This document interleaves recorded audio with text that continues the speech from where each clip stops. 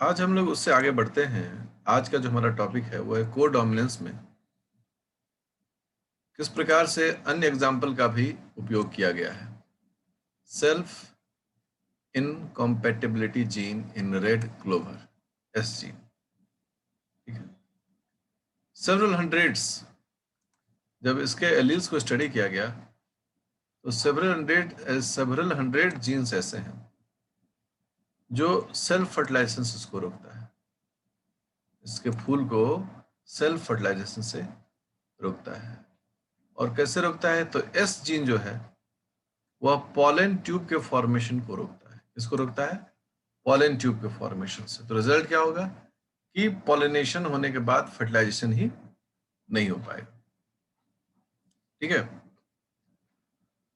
तो अब ये जब स्टडी किया गया तो तरह तरह के इसके टाइप्स मिले जीन्स के। लोगों के मन में सवाल आया कि इतना टाइप कैसे होता है।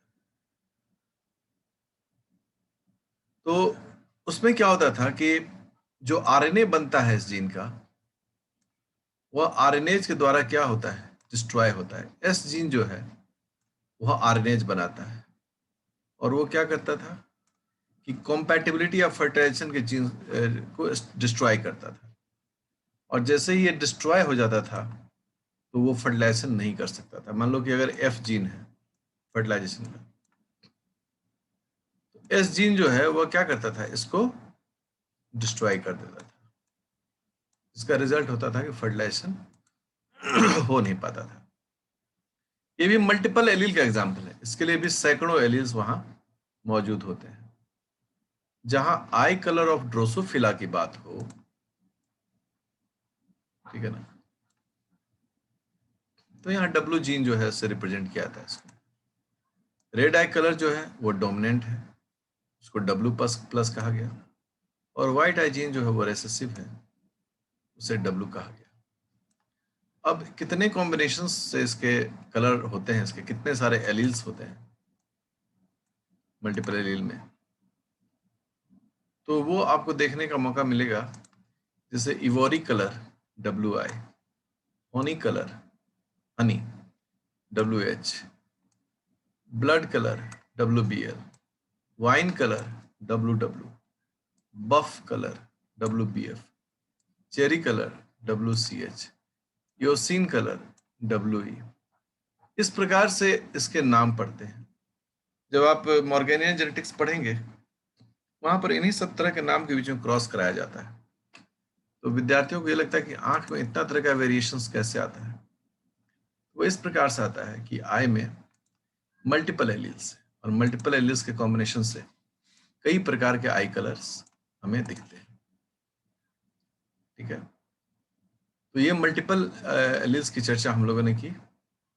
मल्टीपल एलील्स के बाद अब अगला टॉपिक है जिससे कि बहुत सारे सवाल पूछे जाते हैं, वह है कॉम्प्लीमेंट्री जीन्स का।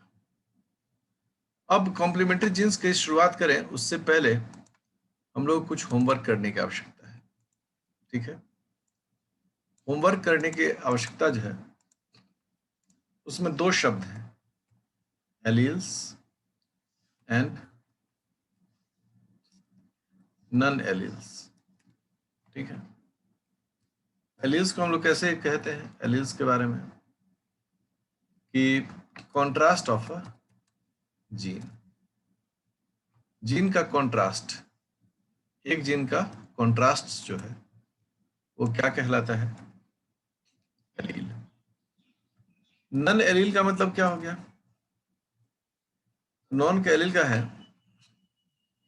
कॉन्ट्रास्ट्स of to different jeans.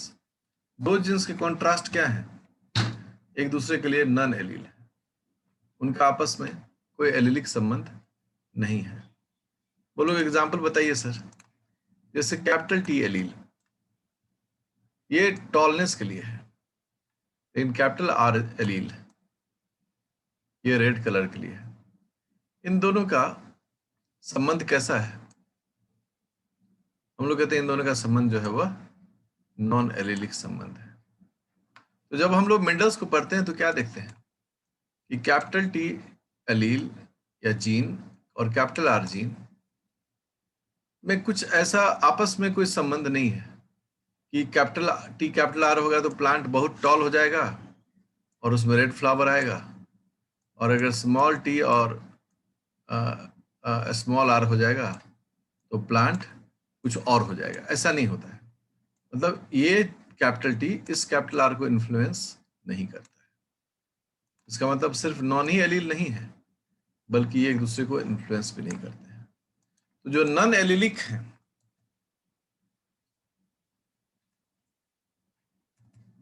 Allylic jeans हैं, उनमें दो तरह के संबंध होते हैं। एक पहला जो होता है नो रिलेशन, कोई संबंध नहीं है, और दूसरा जो होता है उसमें होता है there is a relation, there is a relation. हाँ, वहां पर संबंध है, और इस संबंध को हम लोग कहते हैं नॉन एलेलिक इंटरैक्शन। हम लोग क्या कहते हैं? Non allelic interaction. तो नॉन एलिलिक इंटरेक्शन मतलब हो गया कि दो अलग अलग एलिल्स हैं, दो अलग अलग जीन्स के, लेकिन वो एक दूसरे को इंटरेक्ट करते हैं। रिजल्ट क्या कहलाएगा? Non allylic interactions. तो नॉन एलिलिक इंटरेक्शंस को हम लोग जब पढ़ना शुरू करते हैं तो बहुत सारे एग्जाम्पल्स दिखता है, बहुत सारे लोगों के द्वारा काम किया हुआ। अब हम कहें कि देखो जी, एक हम इसको समझाते हैं। कैपिटल टी जीन ये किसके लिए है? टॉल के लिए। ये टॉल के लिए बोला है। कैपिटल वी जीन है, ये अगर रहे तो प्लांट का एवरेज हाइट होगा। क्या होगा? Average length of the stem. ठीक है, तो लेंथ ऑफ स्टेम का ही ये जीन है कैपिटल टी। ये जीन जो है लेंथ ऑफ स्टेम का जीन नहीं है, लेकिन ये जब रहेगा तो वो टॉलनेस को क्या करेगा?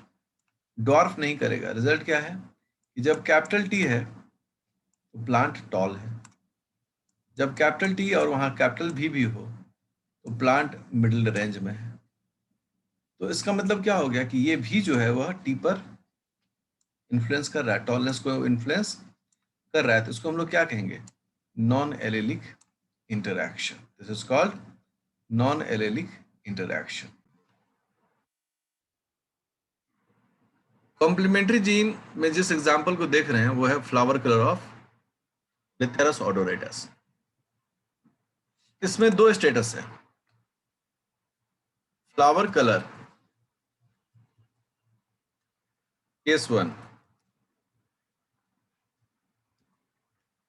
Red colour case 2, white colour. यहाँ पर उजला व्हाइट को भी हम लोग कलर मान के चल रहे हैं। मतलब फूल में दो ही तरीके का फूल दिखेगा। या तो हमको फूल लाल रंग का दिखेगा, ऐसा है ना, ऐसा फूल दिखेगा, और या नहीं तो फिर हमको कैसा दिखेगा? हमको सिर्फ व्हाइट कलर का फूल दिखेगा। दो ही तरह का। बोला तो ठीक है, अब अगर यही दो दिखेगा तो फिर माजरा की दिक्कत क्या है? Let's solve it. तो मुद्दा आया क्या? पहला सवाल कि how red colour is how red colour is established. Red colour कैसे एस्टैब्लिश होता है? तो आंसर आया कि by the synthesis of a pigment. ठीक है, and that pigment is called, उस पिगमेंट का नाम है एंथोसाइनिन। उस पिगमेंट का नाम है एंथोसाइनिन। कहा गया कि यदि एंथोसाइनिन पिगमेंट बनेगा तो लाल कलर दिखेगा। When does white colour of flower appear? कब होगा? आंसर आया when synthesis of anthocyanin fails. जब एंथोसाइनिन का सिंथेसिस नहीं होगा तो फिर कोई कलर नहीं दिखेगा। मतलब फूल का रंग जो है वो एंथोसाइनिन के बनने और बिगड़ने पर है। ठीक है, तो अब यहां पर मुद्दा आया सिंथेसिस ऑफ एंथोसाइनिन। एंथोसाइनिन के जब सिंथेसिस की बात हुई तो लोगों ने देखा कि इसमें 2 स्टेप होता है। पहला, इरेथ्रोज कंटेनिंग प्रिकर्सर। सबसे पहला आया, एक इरेथ्रोज कंटेनिंग प्रिकर्सर होता है। ठीक है, इस पर एक जीन काम करता है। ठीक है, हम थोड़ा टिका कर काम करते हैं ताकि आंटे मेरा। उसका नाम है सी जीन। सी जीन, कैपिटल सी जीन। ठीक है ना, जो सी जीन है वो क्या है, डोमिनेंट है, ये उस पर काम करता है। तो ये जो इरेथ्रोज कंटेनिंग पिगमेंट है यह चेंज होकर किस चीज में बदल जाता है, क्रोमाजेन में। ये चेंज होता है क्रोमाजेन में। क्रोमा मतलब कलर और जेन मतलब जनरेटिंग। क्रोमाजेन में चेंज होता है और तब एक और जीन की दरकार होती है जिस जीन का नाम होता है पी जीन। पी जीन ये भी डोमिनेंट। अगर ये डोमिनेंट पी जीन है तो फिर हमको फाइनली यहां पर क्या मिलता है, एंथोसाइनिन। और रिजल्ट क्या होता है, रेड कलर। सो मुद्दा ये है कि जो सिंथेसिस ऑफ एंथोसाइनिन है जिसके कारण फूल में रंग होगा उसमें 2 स्टेप्स हैं। स्टेप नंबर 1 क्या है, जब इरेथ्रोज कंटेनिंग प्रिकर्सर से क्रोमाजेन बनता है। और स्टेप नंबर 2 क्या है, जब क्रोमाजेन से एंथोसाइनिन बनता है। और इस पूरे दरमियान में 2 डोमिनेंट जीन की जरूरत है। तो अब C gene, C and P genes, ये 2 जीन हम कहते हैं कि बोथ जो है, दोनों है जो है, both are non allelic genes. दोनों जो है वो क्या है, नॉन एलेलिक जीन्स है। क्यों भाई, क्योंकि सी जीन का कुछ अलग काम है, पी जीन का कुछ अलग काम है, दोनों अलग अलग है। ठीक है ना, सी जीन का मतलब सिर्फ क्रोमोजेन क्रोमोजेन बनाना और पी जीन का मतलब क्रोमोजेन से एंथोसाइनिन बनाना। इसका मतलब दोनों अलग अलग काम करता है, इसलिए दोनों क्या हो गए, नॉन एलेलिक जीन्स। बोले ठीक है, नॉन एलेलिक जीन्स हो गया, कोई इशू नहीं है। अब क्या है हमारे पास combination, capital C dash capital P dash, total कितना होता है 9। ठीक है ना, टोटल होता है 9। देखो डायहाइब्रिड क्रॉस है, ये कैसा दिखेगा, रेड। क्यों रेड दिखेगा, दूसरा capital C dash small p, कितना मिला था हम लोग को 3, ये कैसा दिखेगा, व्हाइट। क्यों दिखेगा, दोनों small C capital P dash, फिर ये भी हमको 3 मिला था डायहाइब्रिड में, यहां पर ये कैसा मिल रहा है, व्हाइट। क्यों मिल रहा है, और लास्ट में कैपिटल स्मॉल पी ये कितना मिला था हम लोग को डायहाइब्रिड में, 1, और ये भी क्या मिला, व्हाइट। तो यहां पर जो डायहाइब्रिड का 4 ऑप्शन है उसमें लास्ट 3 जो हैं वो व्हाइट मिल रहे हैं, और ये टोटल कितने हैं 7, और कलर कितना मिल रहा है 9। इसका रेशियो हो गया 9:7, 9 कलर्ड और 7 व्हाइट। लेकिन पहला सवाल आया कि ये रेड कलर क्यों हुआ, तो शर्त क्या था कि पहले सी जीन को डोमिनेंट होना चाहिए और फिर पी जीन को डोमिनेंट होना चाहिए। तो हमने चेक किया क्या सी जीन डोमिनेंट है, हमने कहा यस। पी भी डोमिनेंट है, यस, तो कलर होगा। अब देखो यहाँ सी जीन है, तो सी जीन का मतलब क्या हो गया, कि क्रोमैजेन बना, लेकिन पी रिसेसिव होने के कारण अगला स्टेप हुआ ही नहीं, एंथोसाइनिन बना ही नहीं। तो कलर क्या हो गया? व्हाइट। तो व्हाइट कलर हो गया। सेकेंड में क्या है कि दोनों छोटा सी है और ये कैपिटल पी है। अब सी जीन ही छोटा हो गया तो क्रोमाजेन ही नहीं बनेगा, तो ना क्रोमाजेन बना, ना ये जीन का काम हुआ, ना एंथोसाइनिन बना, ना रेड कलर दिखा, काम खत्म। और जब दोनों ही छोटा जीन हो तब कुल मिला के कुछ होना ही नहीं यहाँ पर। रिजल्ट क्या हुआ? व्हाइट होगा। तो ये जो है, यह बेसिक कॉन्सेप्ट है इस कॉम्प्लीमेंट्री जीन्स का, और हमको इन सब चीजों पर ध्यान देना पड़ता है। तैयार हो? अब यहाँ क्या है? एराथ्रोज कंटेनिंग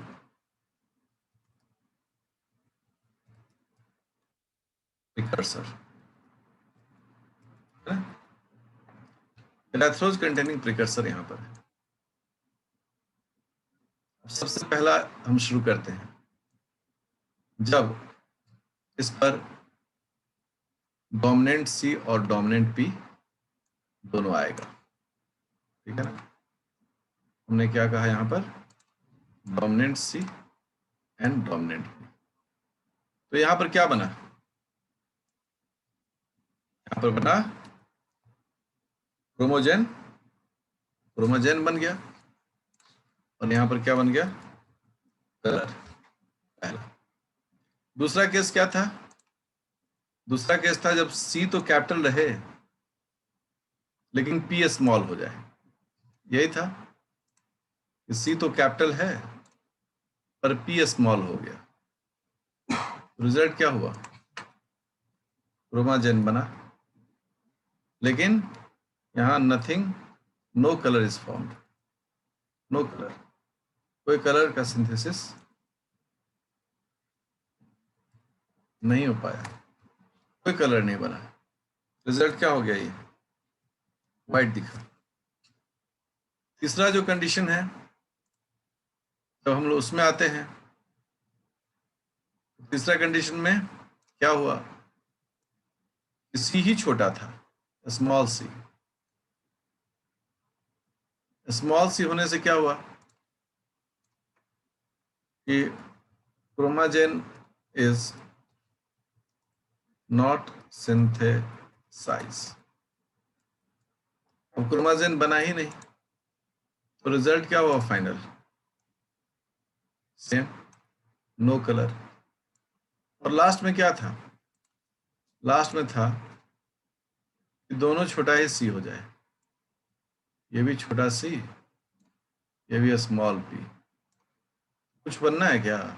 कुछ नहीं बनना है, सीधे यहीं से व्हाइट। तो यही कॉम्बिनेशन है जिसको हम लोग को समझने की आवश्यकता होती है। जब भी हो, शुरू में जो लर्नर है, बिगनर्स हैं, वह इसी रूप में इन चीज़ों को क्या करेंगे? सीखेंगे और समझेंगे। और जो लोग सीख रहे हैं वो इसको एक बार डायहाइब्रिड क्रॉस भी बना लेंगे। मतलब आप जो है अपने कॉपी में, क्योंकि अभ्यास से आपको रिफ्लेक्स डेवलप करना है, आप C C P P cross with C C P P, आप ऐसे क्रॉस करा लें। F1 में आपको क्या मिलेगा? सी सी, capital C small C, capital P small P, ठीक है ना। और फिर आप उसके बाद उसका सेल्फिंग करा लीजिए, आपको 9:3:3:1 में सारा जो टेबल है वो आ जाएगा। तो आप इन चीज़ों को जो है वो करिए, ठीक है। निश्चित रूप से आपका ये अभ्यास होना ही चाहिए। सबसे पहले किसी क्वेश्चन को क्या करते हैं हम लोग? पढ़ते हैं, इस क्वेश्चन को भी ढंग से पढ़ते हैं, ठीक है। और पढ़ते वक्त में देखते हैं कि लिखा है cross of white flower of odoratus, Lathyrus odoratus, छोटा छोटा C, capital P small P, is made with red flowered plant, capital C small C, capital P capital P. क्योंकि लेथेरस ओडोरोटस का फ्लावर कलर है तो ये हो गया कॉम्प्लीमेंट्री जी। अब हमारा क्या रहा भाई काम? हम अपना लिखे, छोटा सी बड़ा पी छोटा पी, क्रॉस्ड विथ बड़ा पी बड़ा सी छोटा सी, बड़ा पी बड़ा पी।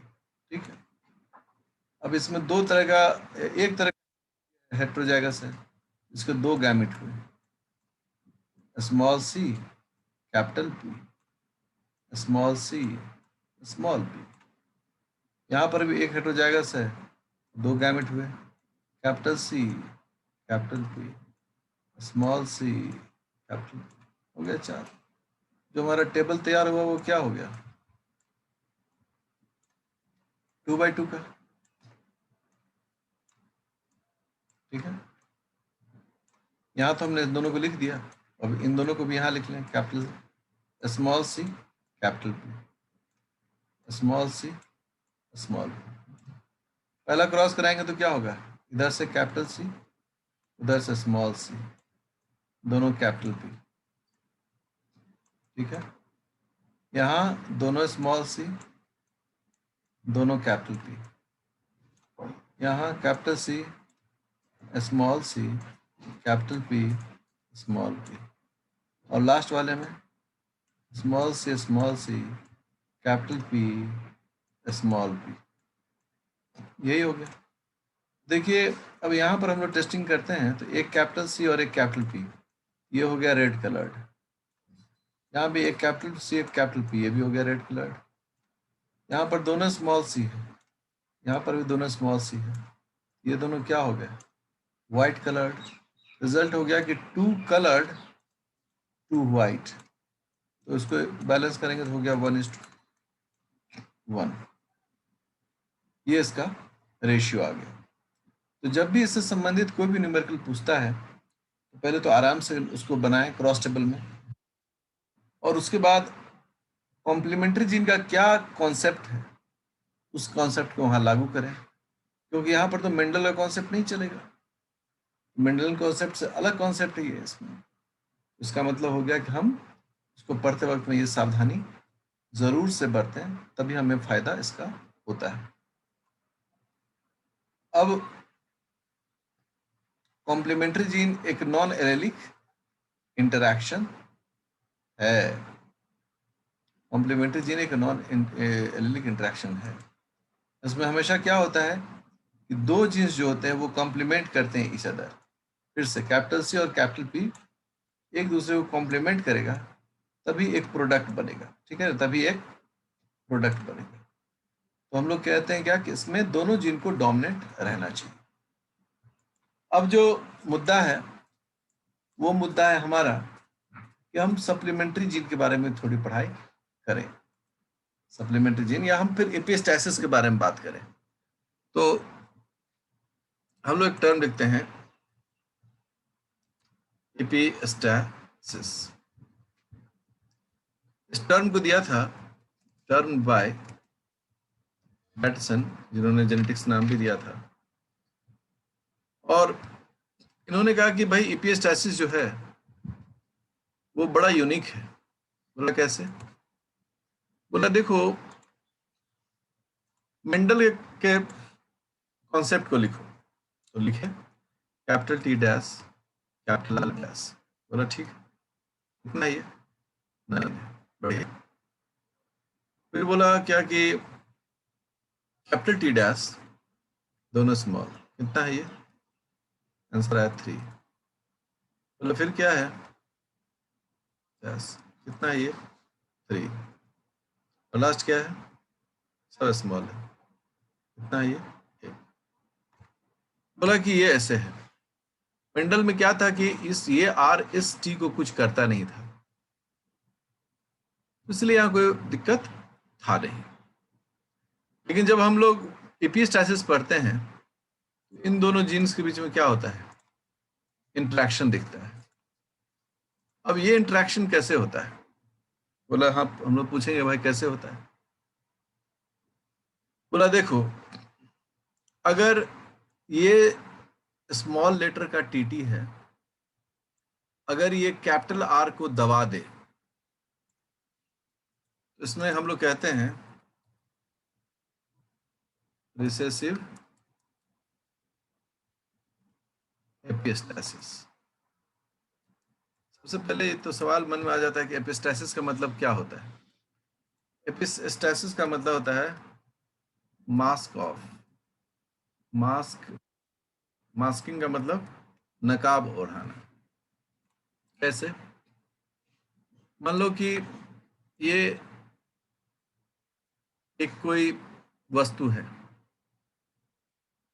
अब वस्तु नहीं, सोचो कि ये जो है हम लोग हैं, ये आनंद सर है। ठीक है, आनंद सर को 10 आदमी पहचानता होगा, तो बड़ा भाव खा रहे हैं। जहां ये भाव खा रहे थे वहां पर आ गए महेंद्र सिंह धोनी। तो यहाँ क्या आ गया भाई? धोनी। तो अब इनके सामने हमको कौन पूछेगा? कोई नहीं पूछेगा। तो इनका जो डोमिनेंट ऑरा था वो क्या हो गया? उसने मुझे दबा दिया। अब सब लोग इनके पास दौड़ रहे हैं, खड़ा नहीं है। मैं उदास होकर वहां खड़ा हूं कि क्या भाई, अभी सब लोग मुझे पूछ रहे थे, अब उसको पूछने लगे। ठीक है, तो ये एक केस हुआ। दूसरा केस क्या है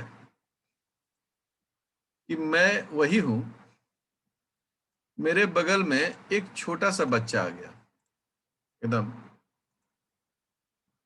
स्मॉल। रिजल्ट क्या हो गया कि लोगों का अटेंशन इस बच्चे की तरफ हो गया, सब इस बच्चे को प्यार दुलार करने लगा। ये बच्चा गदगद हो गया और हम फिर से दुखी हो गए। पहले में क्या था कि मेरे सामने एक डोमिनेंट पर्सनैलिटी आया था। This is called dominant epistasis. और जब ये आया तो मेरे ऊपर क्या हो गया? मेरे ऊपर कवर लग गया, मास्क हो गया, हम छुप गए। और दूसरे में क्या हुआ कि छोटा बच्चा जो मुझसे रेसेसिव है, लेकिन वो इतना प्यारा था कि उसने सबका अटेंशन खींच लिया, तो फिर से मैं क्या हो गया? मास्क हो गया। इस वाले कंडीशन में क्या कहलाएगा?